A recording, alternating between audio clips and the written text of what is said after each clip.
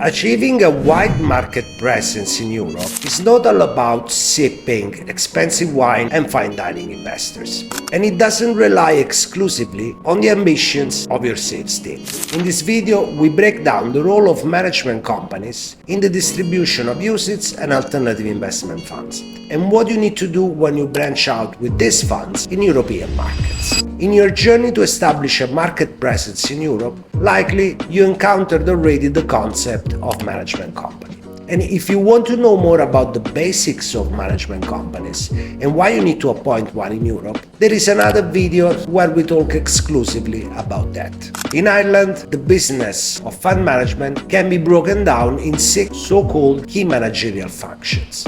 Whilst the categorization and the definitions that follow are specific to Ireland, other European gateways, like Luxembourg, by and large adopt similar principles. For certain types of funds, like UCITS, Ireland continues to be the domicile of choice for US fund managers when deciding to enter Europe. The key functions of management companies are capital and financial management, operational risk management, fund risk management, investment management, distribution, and regulatory compliance. Boards of management companies usually do not get involved in the day-to-day activities of running funds. Most typically, instead, management companies delegate these functions to third parties. This happens both with independent management companies, the ones that are in the business of managing funds of third-party initiators, as well as with proprietary management companies, which are the ones established by investment managers and fund promoters exclusively for their funds.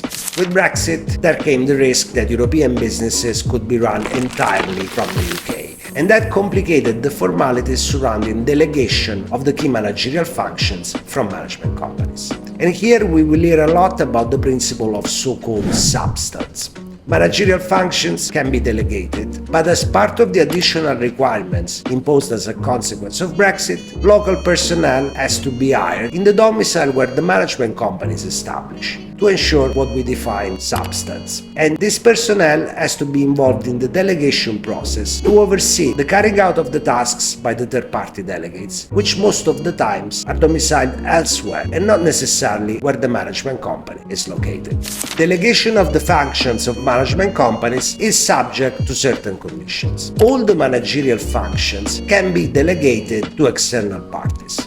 But there is a caveat. Notwithstanding any delegation arrangement in place for a specific function, say distribution, management companies retain the ultimate responsibility for that function and also retain the decision-making for all the major strategic and operational resolutions that are related to that function. Zooming in on the distribution function, that is one of the key managerial functions and also one of the most critical aspects of the operation of fund management companies. This is even more the case when we talk about UCITS that are distributed in a multitude of markets across Europe. The distribution function is made of a set of activities, including the selection of distribution channels and the registration for marketing of the funds, and is also linked to the compliance function because it has to be ensured that when these funds are offered across these markets in Europe, the law governing the marketing and offer of investment products is adhered to very strictly in all the member states where these funds are distributed. And within the delegation of the distribution function, management companies retain at least the task of designing the distribution strategies for their funds and also all the major strategic and operational decisions. At the time when launching a new investment fund, the board of a fund management company must approve the proposed distribution strategy. The strategy includes the determination of the distribution channels, the identification of the countries where the funds will be registered and offered, and management companies will have to ensure that the funds are marketed in accordance with the regulatory standards in all these jurisdictions. And the board, as part of the strategy, has also to decide who will undertake the actual tasks within the distribution function and consider any proposal for delegation of the function or the tasks within the function. One of the core pillars of the distribution function is the registration of investment funds for cross-border marketing in Europe. And the process to register UCITS for marketing in European member states consists in the submission of an application for marketing authorization, which needs to include specific information and fund documents.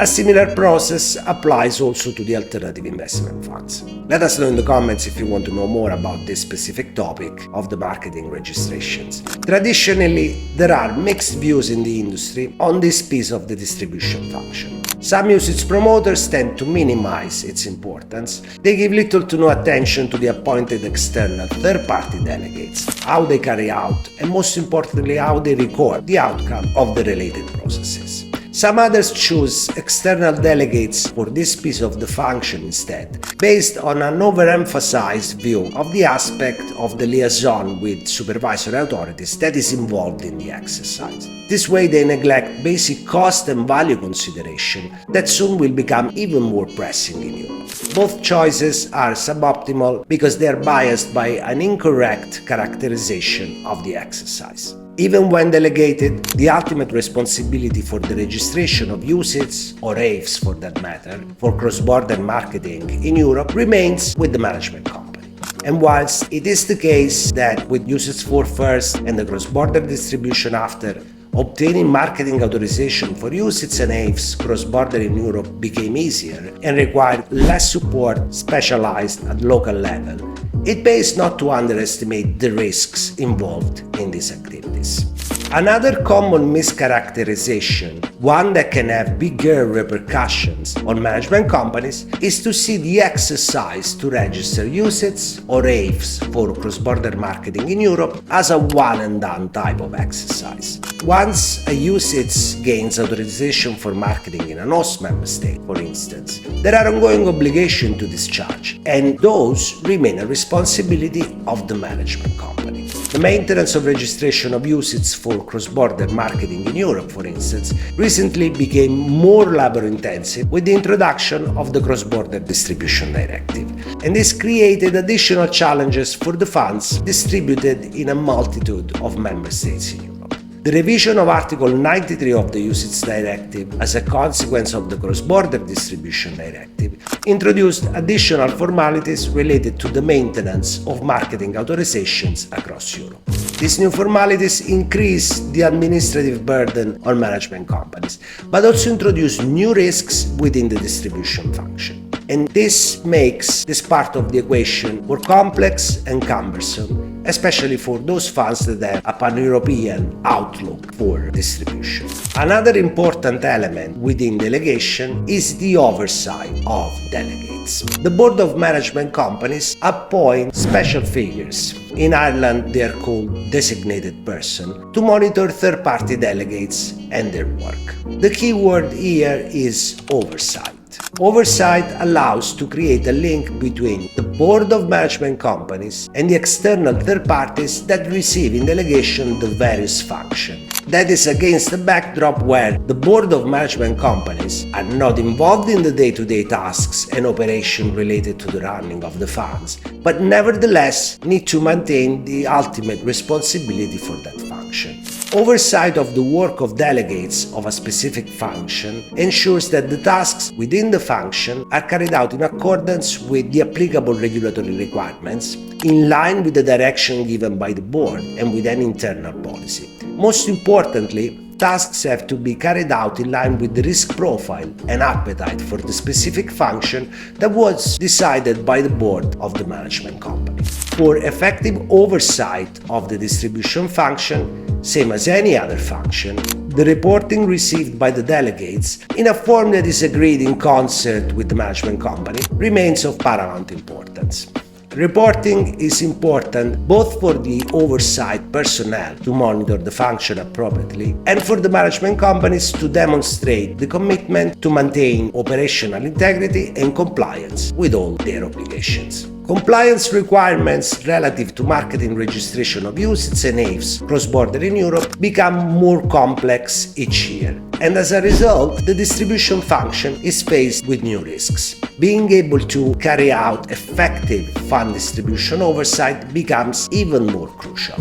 To mitigate these risks and ensure efficient fund distribution oversight, management companies can do a lot when they choose the service providers that take care of the registration of their funds across Europe. In addition to having sound processes and the use of technology, the right providers can offer transparency about how they discharge their tasks through accurate reporting that supports the role of the fund distribution oversight personnel. And if you made it up to this part of the video, I wanted to thank you, and I wanted to invite you to hit like to the video and subscribe to the channel. There is much more to come on European distribution. Thank you for watching and stay tuned.